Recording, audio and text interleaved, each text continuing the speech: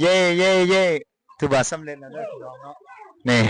สำเร็จเรียบร้อยเฮือนตะคูนเนาะถือว่าผ่านไปประมาณ8 ชั่วโมงแล้วเราเห็นเฮือนนี่นะแต่ว่าเป็นเฮือนใหม่เด้อเนาะเป็นเฮือนใหม่เพราะว่าจะเฮ็ดอันเป็นแบบทรงโมเดิร์นอยู่แต่ว่ามันเฮ็ดบ่ได้เนาะชาวบ้านเพิ่นว่าถนัดเฮ็ดแบบนี้แต่ว่าเฮ็ดแบบนี้ก็ได้เนาะเบิ่งอันนี้นี่ก็มีเด็กน้อยมาเบิ่งนี่เด็กน้อยก็มาดีใจนำว่านี่ดีใจแทนตาคูณว่าพ่อเฒ่าคูณว่าโอ้ยได้เฮือนใหม่แล้วว่านี่เนาะเนาะเรียบร้อยทางยังมีเครื่องอยู่ในนี่ยังบ่ได้มอบเครื่องแท้จังได๋มอบเครื่องแล้วจิไทยอีกตื่มเนาะตอนทำอิฐว่าจิเฮ็ดต่อออกมานี่ตื่มได้หนึงแต่ว่าสุดท้ายมาเนาะสุดท้ายที่ต่อออกมาแต่ว่าไม้มันหมดก่อนไม้หมดเลยก็เลยเอาแต่ซ้ำนี้ซะเนาะถือว่าเป็นแบบงบประหยัดที่สุดเนาะงบประหยัดที่สุดช่วยได้ซ้ำได้เฮาก็ช่วยซ้ำนั้นก่อนสบายดีเด้อพี่น้องเนาะมามื้อนี้เอาที่ถือว่าสำเร็จไปอยู่ใน99%เนาะตอนแรกนี้เฮาก็จะเฮ็ดเฮือนโมเดิร์นเนาะแต่ว่าชาวบ้านเพิ่นว่าถนัดทางด้านนี้ก็เลยเฮ็ดเฮือนนี้ให้เนาะถือว่าสำเร็จไปเดี๋ยวนี้เนาะ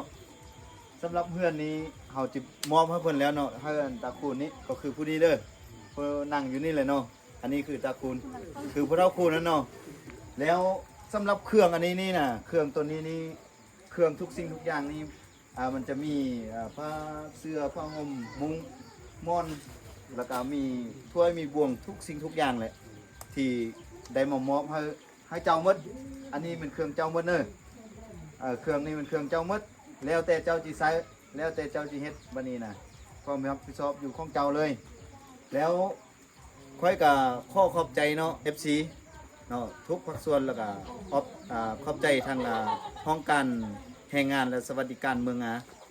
โดยเฉพาะก็แม่นทานเพชรประดับยนต์อุดมไซเพิ่นก็ให้การสนับสนุนเลยแล้วก็ทางมีทางไอคำอ้อนนางเซอร์นางซ่อนคำเมืองอุดมทานหองเนาะหองแล้วก็ติดตามมาด้วยอีกตื่มหนึ่งคนก็คือบัวเงินเนาะนางบัวเงินเพิ่นก็ให้การสนับสนุนเพื่อให้ครอบครัวที่ทุกข์ยากจนอยู่ในบ้านกรุงเมืองแข่งกระดุมใส่ในครั้งนี้เนาะวันนี้เนาะก็มีทั้งประชาชนนะจำนวนหลายเนาะที่อยู่อ้อมแอมข้างเฮือนนี่แหละก็ได้มาช่วยในการปลุกห่อยอเฮือนนั้นทุกสิ่งทุกอย่างขึ้นอยู่กับประชาชนแล้วก็องค์การจัดตั้งบ้านอยู่บ้านปรุงเขานี้ได้ช่วยกันเนาะช่วยกันในการปลุกเฮือนแล้วก็ช่วยกันในการเบิ่งแยงในครั้งนี้นี่เนาะอันนี้ที่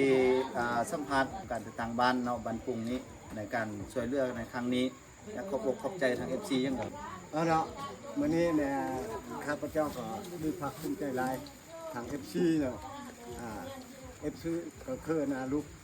สงครามลูกในบ้านนาท่านมานาท่านเมืองงานนี่แหละแข่งกันนมไทยเข้าเลยคือว่า FC เพิ่นได้ส่งมาให้เครื่องจำนวนนึงนี้มาให้ผู้ครอบครัวผู้ที่ทุกข์ยากนี้หรือว่าร่วมรับเพราะว่ามันมีลูกคือด้านมีแต่ว่าเพิ่นอยู่ผู้เดียวอยู่โดดเดียวไม่ได้อยู่นำลูกนำหลานแต่ของเขาก็เป็นห่วงเป็นใยทาง FC เพิ่นก็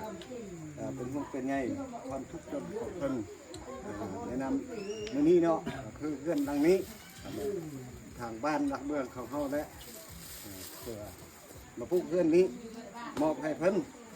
ให้เพิ่นอยู่ในตลอดชีวิตของเพิ่นก็ได้มาเพื่อนเมื่อเช้านี้ทำอิฐก็มาเพื่อนนี้เพื่อนตัวเก่าหันตัวเพ่ลมกระยองจ้อยหันเดี๋ยวเพิ่นก็บ่เห็นดีว่าจะมาเพื่อนตัวเองข้าพเจ้าก็ชี้แจงให้เพิ่นรู้เพิ่นก็รับรู้แล้วตกลงมาเพื่อนปลูกเพื่อนตอน8 โมงเช้านี้งานก็มึงก็จะนำกูขอบใจกับทางสวัสดิการเขาเนาะที่ว่าสนับสนุนทุกสันใจเพิ่นนี้ชื่อเขาคูณเนาะอายุเพิ่นจะเป็นนุ่มประมาณ70 ปลายปี ได้ก็แต่ชาวบ้านเฮาก็ช่วยกันเมืองแยงตกลงให้ชาวบ้านตัดไม้มาปลูกเพื่อนหลังนี้ให้เพิ่นอยู่ในตลอดชีวิตของเพิ่น Nggak dari sewa ho. ขอบขอบใจ Belum. คือในนี้เนาะท่านนั้น FC เฮาทุกคนเนาะเพราะว่าทางงบประมาณการช่วยเหลือในครั้งนี้มันมีจำนวนจำกัดการบริจาคเพิ่มขึ้นอีกเติมค่อยก็จะได้ซื้อเข้าวแล้วก็ซื้อวัตถุอื่นๆท่านมาให้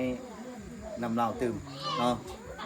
จังได้ก็ขอบอกขอบใจอีกตื่มเทื่อหนึงเด้อขอบอกขอบใจให้ทาง FC ทุกคนแล้วก็ขอบอกขอบใจทางองค์การจัดตั้งบ้านแล้วก็ขอบอกขอบใจทางประชาชนทุกภาคส่วนเลยที่อยู่บ้านที่มาสร้างเฮือนให้พ่อเฒ่าคูณในมื้อนี้จงมีสุขภาพแข็งแรงร่ำรวยตลอดไปเนาะขอขอบใจ